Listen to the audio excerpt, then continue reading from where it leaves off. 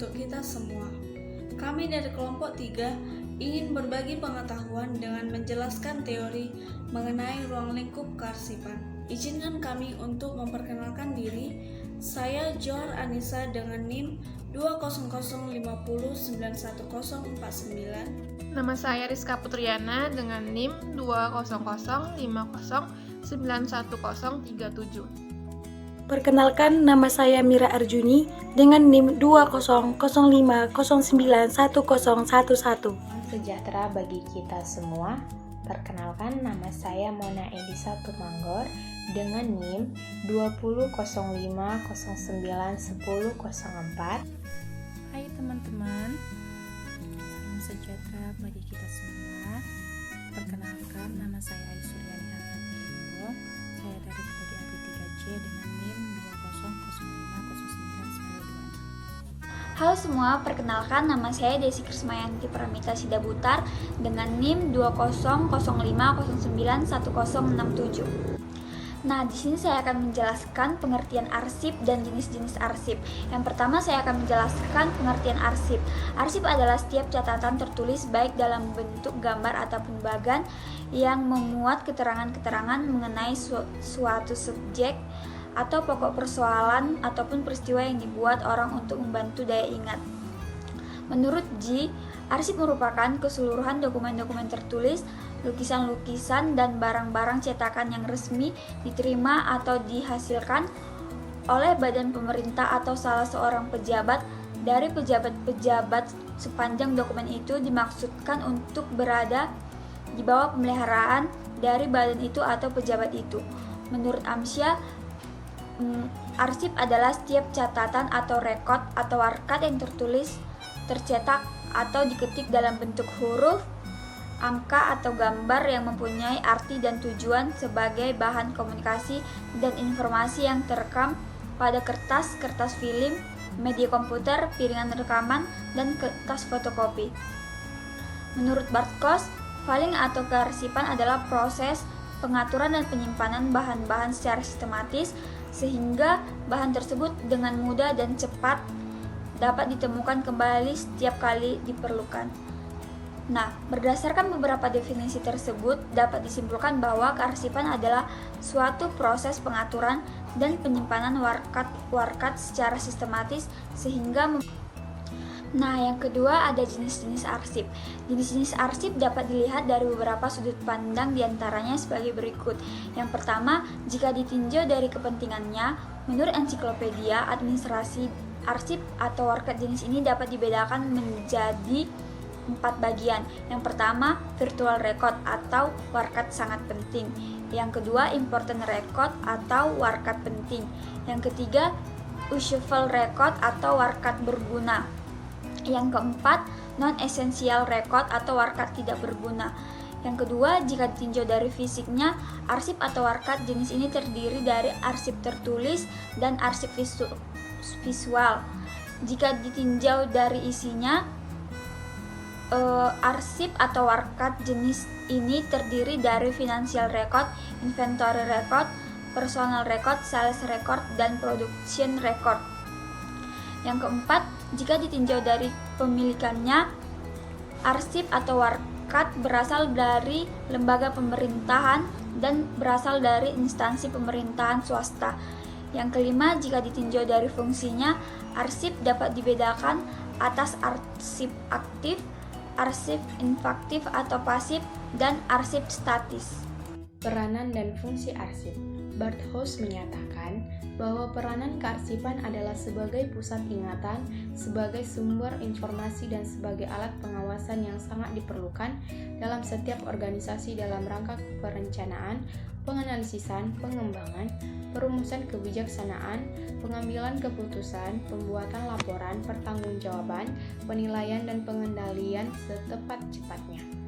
Serdamayanti menyatakan bahwa peranan arsip sebagai sumber informasi, maka arsip dapat membantu mengingatkan dalam rangka pengambilan keputusan secara cepat dan tepat mengenai suatu masalah. Maka berdasarkan pengertian di atas, arsip mempunyai peranan yang sangat penting dalam proses penyajian informasi bagi perusahaan untuk membuat keputusan dan merumuskan kebijakan. Oleh sebab itu, untuk dapat menyajikan informasi yang lengkap, cepat dan benar, harus ada sistem dan penanganan kerja yang baik di bidang kearsipan demi melancarkan pelaksanaan kinerja kearsipan dalam organisasi atau instansi. Dalam penyelenggaraan pengurusan kearsipan merupakan salah satu jenis pekerjaan yang dilakukan oleh setiap instansi maupun lembaga, yaitu menyimpan warkat, dokumen, atau surat lainnya. Aktivitas yang berhubungan dengan penyimpanan warkat atau dokumen ini sering disebut administrasi kearsipan. Apa saja yang menyangkut arsip dinamakan administrasi kearsipan atau sering disebut secara singkat dengan istilah kearsipan atau filing. Fungsi arsip. Menurut Bartholz, fungsi arsip dapat dibedakan menjadi arsip dinamis dan arsip statis. Arsip dinamis yakni arsip yang dipergunakan secara langsung dalam perencanaan penyelenggaraan kehidupan kebangsaan pada umumnya atau dipergunakan secara langsung dalam penyelenggaraan administrasi negara. Arsip dinamis menurut fungsi dan kegunaannya dapat dibedakan menjadi arsip aktif dan arsip inaktif. Arsip aktif yakni arsip yang secara langsung dan terus-menerus diperlukan dan dipergunakan dalam penyelenggaraan administrasi sehari-hari serta masih dikelola oleh unit pengelola. Arsip inaktif yakni arsip yang tidak secara langsung dan tidak terus-menerus diperlukan dan dipergunakan dalam penyelenggaraan administrasi sehari-hari serta dikelola oleh pusat arsip. Arsip statis yakni arsip yang tidak dipergunakan secara langsung dalam perencanaan, pelaksanaan, dan atau penyelenggaraan kehidupan kebangsaan pada umumnya maupun penyelenggaraan administrasi sehari-hari.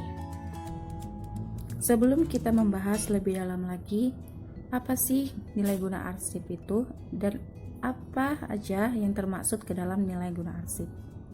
Di sini saya akan menjelaskan terlebih dahulu tentang pengertian nilai guna arsip. Nilai guna arsip adalah nilai kegunaan yang terkandung di dalam arsip yang didasarkan atas kepentingan pengguna arsip itu tersendiri. Berikut ini ada beberapa pendapat mengenai nilai guna arsip, yaitu yang pertama menurut Vernon B. Santen. Vernon B. Santen menjelaskan bahwa nilai guna arsip tersebut tercakup dalam akronim ALFRED, ALFRED, di mana A tersebut dimaksudkan adalah administrative value. Administrative value yaitu nilai guna di bidang administrasi, misalnya seperti surat dinas, formulir, dan sebagainya. Lalu disusul dengan huruf L, yaitu legal value. Legal berarti berkaitan dengan hukum. Jadi, yang dimaksud dengan legal value di sini adalah nilai guna di bidang hukum. Misalnya seperti akta jual beli tanah, surat kuasa, dan lain sebagainya. Dan ada huruf F, yaitu fiscal value. Fiscal value selalu berkaitan dengan keuangan ya teman-teman. Jadi, yang dimaksud dengan fiscal value yaitu nilai guna di bidang keuangan. Apa saja sih contohnya nilai guna di bidang keuangan? Yaitu seperti cek, kwitansi, bilet giro, dan lain sebagainya. Lalu ada huruf R, yaitu research value. Research berarti suatu penelitian. Jadi, artinya adalah nilai guna di bidang penelitian. Contohnya seperti yang kita ketahui, yaitu karya tulis, skripsi, tesis, disertasi, dan lain sebagainya. Ada juga huruf E, yaitu educational value. Educational yang berarti tentang pendidikan. Jadi, yang dimaksud dengan educational value di sini adalah nilai guna di bidang pendidikan. Misalnya seperti ijazah, raport, daftar nilai, dan lain sebagainya. Lalu ada huruf D, yaitu documentary value. Documentary berarti tentang dokumentasi. Jadi, pengertian documentary value adalah nilai guna di bidang dokumentasi. Misalnya seperti ini, naskah perjanjian asli, dan lain sebagainya.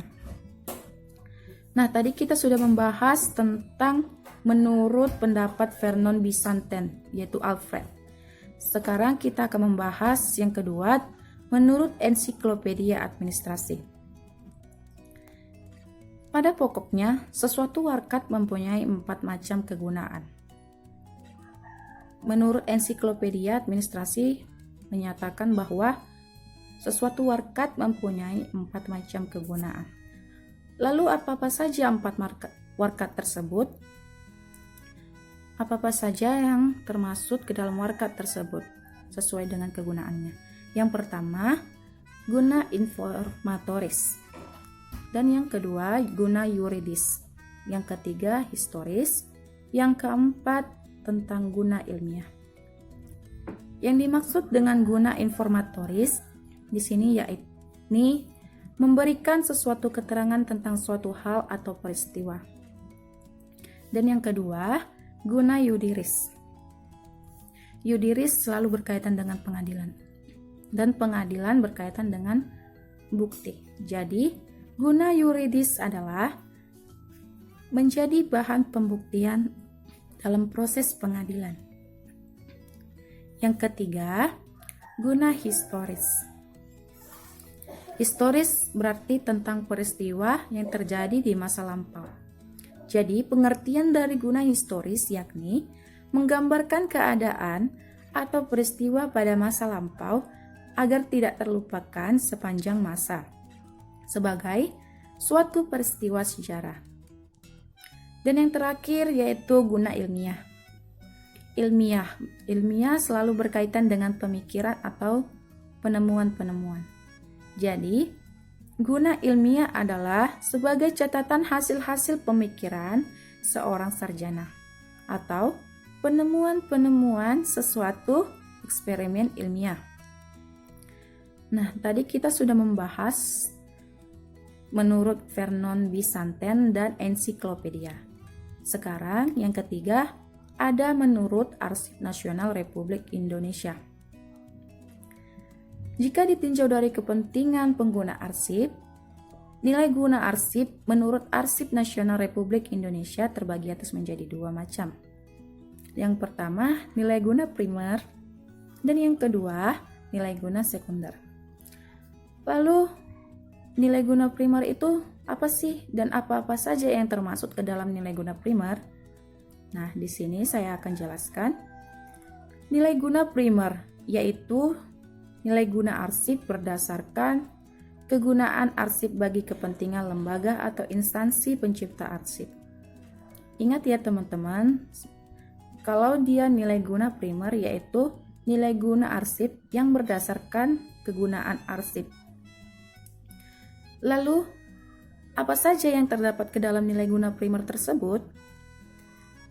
Ada nilai guna administrasi, nilai guna keuangan, dan nilai guna ilmiah. Lalu apa sih yang dimaksud dengan nilai guna administrasi? Nah, nilai guna administrasi di sini adalah nilai guna arsip yang didasarkan pada kegunaan bagi pelaksanaan tugas dan fungsi lembaga atau instansi pencipta arsip. Dan yang kedua, nilai guna hukum. Hukum selalu berkaitan dengan bukti-bukti agar hukum tersebut menjadi kuat.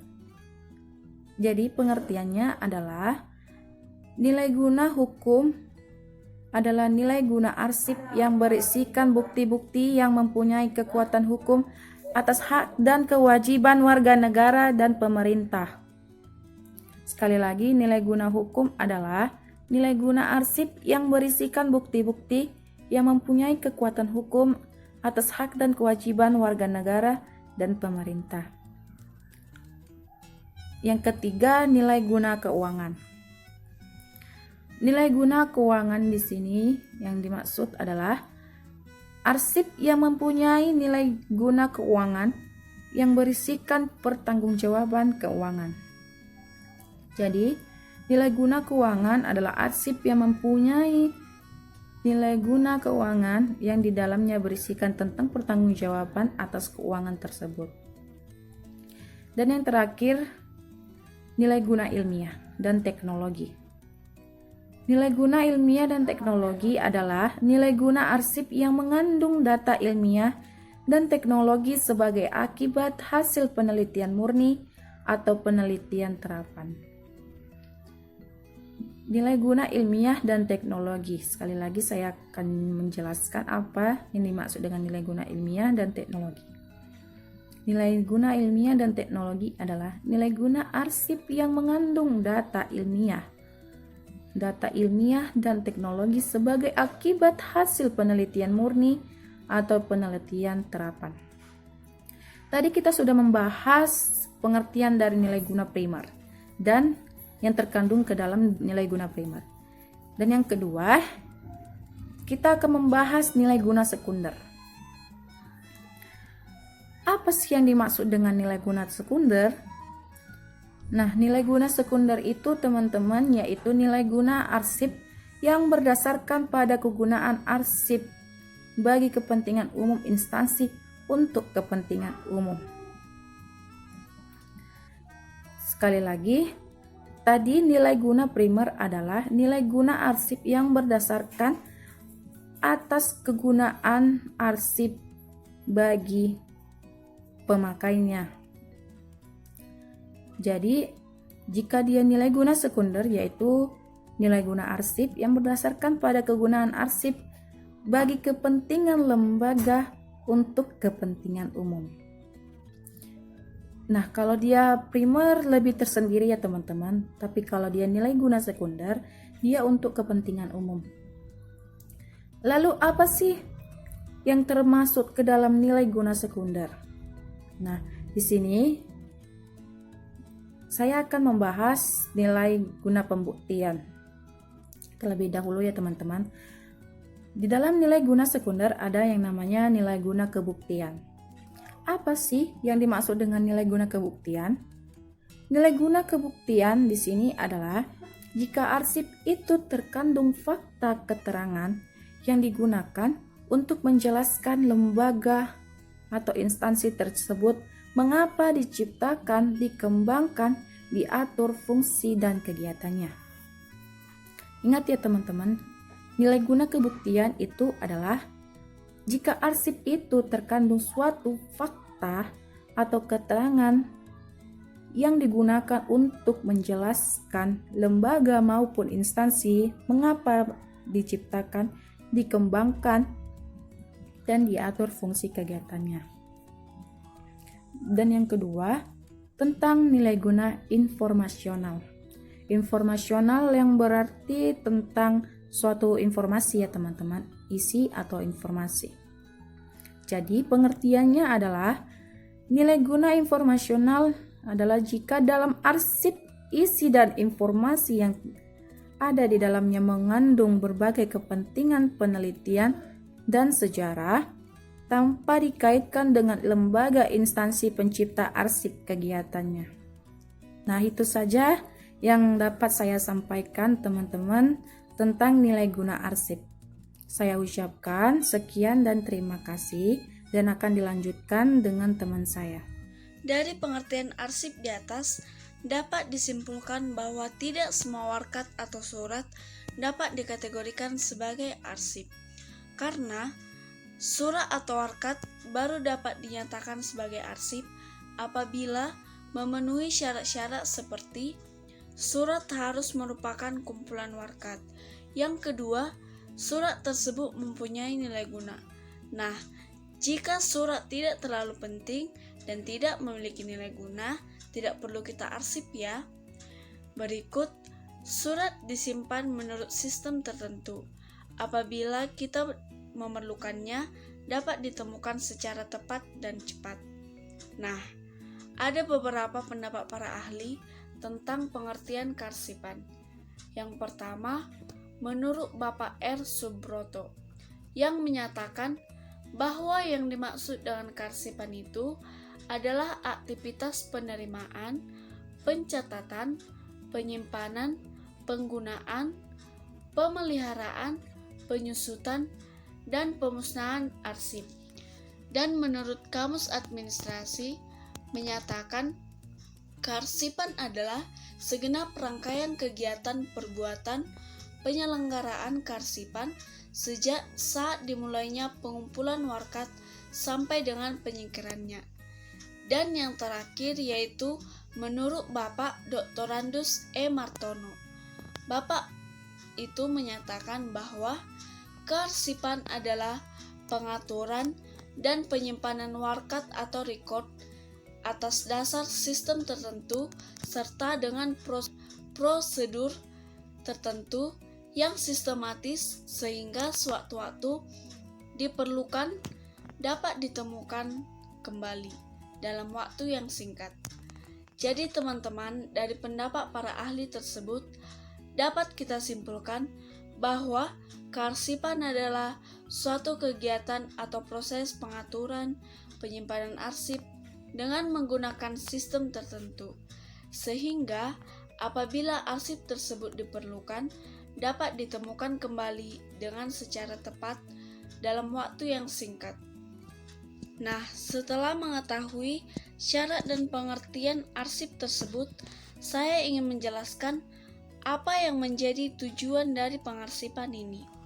Dan ada juga seorang ahli, yaitu Bapak Bartos, yang menyatakan bahwa tujuan kearsipan adalah untuk menjamin keselamatan bahan pertanggungjawaban nasional tentang perencanaan, pelaksanaan, dan penyelenggaraan kehidupan kebangsaan, serta untuk menyediakan bahan pertanggungjawaban tersebut bagi kegiatan pemerintah. Saya akan menjelaskan tentang permasalahan kearsipan. Pada umumnya, setiap kantor memiliki permasalahan kearsipan. Apa saja sih permasalahan kearsipan itu? Nah, yang pertama, kurangnya pengertian terhadap pentingnya arsip. Ini akibat kurang pahamnya terhadap pentingnya arsip sehingga mengakibatkan fungsi arsip sebagai pusat ingatan organisasi tidak tercapai. Dan akhirnya, tugas-tugas di bidang kearsipan dipandang rendah. Kemudian yang kedua, kualifikasi persyaratan pegawai tidak dipenuhi. Hal ini dapat kita lihat di sebuah kantor dengan adanya penempatan pegawai yang bertugas bertanggung jawab mengelola arsip tidak memenuhi syarat, sehingga pegawai kearsipan yang kurang terbimbing mengakibatkan tidak dapat menyeimbangi perkembangan dalam bidang kearsipan, baik itu dalam tata kerja, peralatan kearsipan, maupun segi lainnya. Nah, yang ketiga, bertambahnya volume arsip secara terus-menerus. Ini mengakibatkan tempat dan peralatan yang tersedia tidak dapat menampung arsip lagi. Seperti misalnya, dia menaruh arsip di lemari, kemudian lemarinya sudah penuh, dia menaruhnya di atas meja, kemudian mejanya pun sudah penuh dengan arsip. Akhirnya dia menaruhnya di lantai. Akibatnya, arsip berantakan dan tidak dapat teratur, sehingga arsip bisa saja hilang. Kemudian yang keempat, belum dimilikinya pedoman tata kerja kearsipan yang diberlakukan secara baku di suatu kantor atau organisasi, sehingga masing-masing petugas melaksanakan pekerjaannya tidak ada keseragaman dan tidak ada tujuan yang jelas. Kemudian yang kelima, belum dibakukannya atau dibudayakannya pedoman tata cara peminjaman arsip di masing-masing kantor. Ini mengakibatkan setiap pegawai meminjam arsip tanpa adanya peraturan yang jelas. Nah, yang keenam, penggunaan arsip oleh pengelola atau pihak lainnya yang membutuhkan dengan jangka waktu yang lama, dan bahkan kadang-kadang tidak dikembalikan. Hal ini akan menghambat pihak lain yang juga membutuhkan arsip tersebut.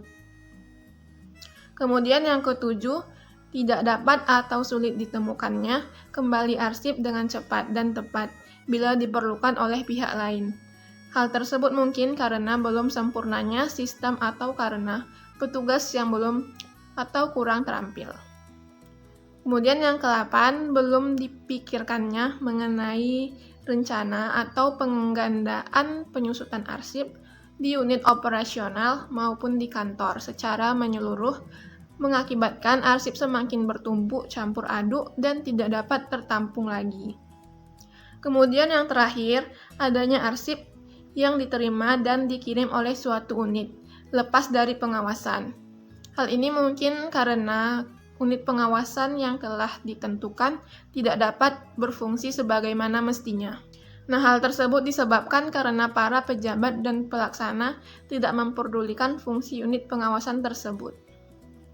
Baiklah, di sini saya akan menjelaskan tentang upaya penanggulangan masalah kearsipan. Beberapa cara yang perlu dilakukan dalam upaya penanggulangan masalah kearsipan adalah: yang pertama, perhatian dan dukungan dari pemimpin setiap kantor atau organisasi untuk memberikan pengertian dan mengingatkan kesadaran akan pentingnya bidang kearsipan dalam keseluruhan proses administrasi. Perlu dilakukan secara terus-menerus dan berkesinambungan. Hal tersebut merupakan salah satu faktor yang akan menjamin dan menunjang berhasilnya usaha perbaikan dan penyempurnaan di bidang kearsipan.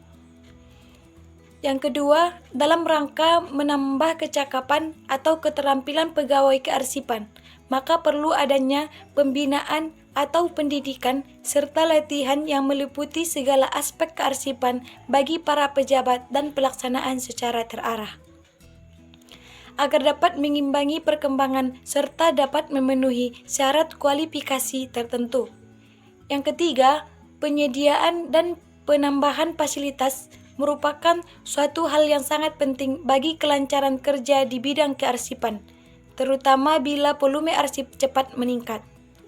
Oleh sebab itu, perlu dipikirkan tentang adanya anggaran belanja yang jelas, khususnya untuk pengelolaan arsip, agar dapat memungkinkan pelaksanaan pengelolaan arsip dapat dilaksanakan dengan sebaik-baiknya.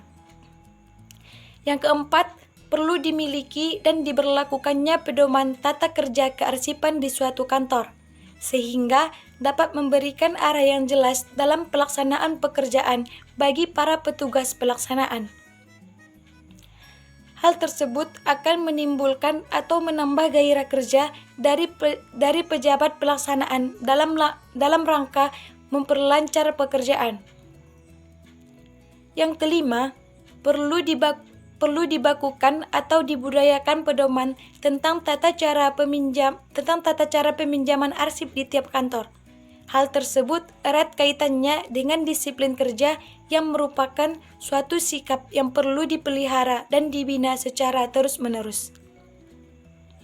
Meskipun para pejabat pelaksanaan telah memiliki pengetahuan yang cukup untuk bekal melaksanakan tugasnya, akan tetapi bila tidak ditunjang dengan adanya ditetapkan, maka akibatnya pun akan sia-sia belaka. Yang keenam, penanggulangan arsip oleh pihak atau unit lain. Menuntut adanya koordinasi atau unit dalam suatu kantor. Hal tersebut turut mempengaruhi faktor disiplin, mengingat aktivitas bidang kearsipan tidak dapat terlepas dari faktor hubungan kerja dengan unit-unit atau pihak lainnya. Yang ketujuh, sehubungan dengan sulit ditemukannya kembali arsip dengan cepat dan tepat bila diperlakukan oleh pihak lain, maka salah satu usaha penanggulangannya adalah perlu diteliti kembali kelemahan sistem penataan arsip yang digunakan atau prosedur lainnya, untuk kemudian diadakan perubahan atau penyempurnaan sesuai kebutuhan. Atau mungkin sudah waktunya untuk melaksanakan penyederhanaan tata kerja. Yang kedelapan, perlu adanya pemikiran untuk merencanakan pengadaan penyusutan baik di unit operasional maupun di pusat arsip organisasi supaya dapat lebih melonggarkan tempat penyimpanan dan akhirnya akan memudahkan pencairan arsip yang masih aktif. Yang kesembilan, perlu adanya pengawasan atau unit pengawas dalam rangka pengendalian agar pengelolaan arsip dapat dilaksanakan dengan sebaik-baiknya. Baiklah teman-teman, sekian penjelasan kami mengenai ruang lingkup kearsipan. Kami ucapkan terima kasih. Bye-bye.